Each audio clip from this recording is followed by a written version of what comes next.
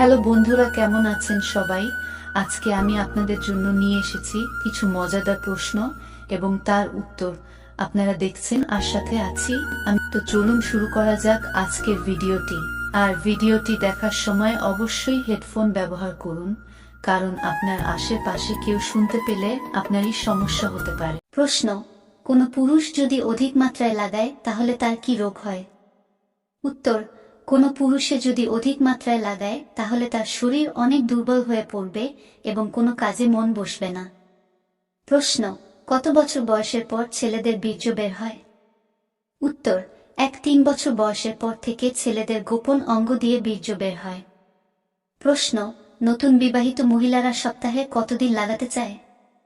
উত্তর: নতুন বিবাহের পর একজন মহিলা সপ্তাহে 3 বার থেকে 4 বার লাগানোর ইচ্ছে রাখে, কিন্তু বয়স বাড়ার সাথে সাথেই এই ইচ্ছে কমতে থাকে।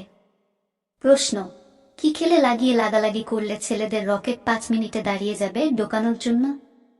উত্তর: প্রথমে নারকেলে তেল দিয়ে মালিশ করতে হবে, তারপর পেঁয়াজের রস 2 চামচ নিয়ে তাতে লবণ মিশিয়ে সকালে এবং রাত্রে খেলে লাগানোর সময় 5 মিনিটের মধ্যে রকেট মোটা হয় দাঁড়িয়ে যাবে ঢোকানোর জন্য। প্রশ্ন: বাজারে যেসব ওষুধ পাওয়া যায় লিঙ্গ বড় করার জন্য, এগুলো কি ক্ষতিকর? উত্তর: হ্যাঁ, এগুলো শরীরের জন্য খুবই ক্ষতিকর। ওষুধের সাহায্যে লিঙ্গ বড় হয় না।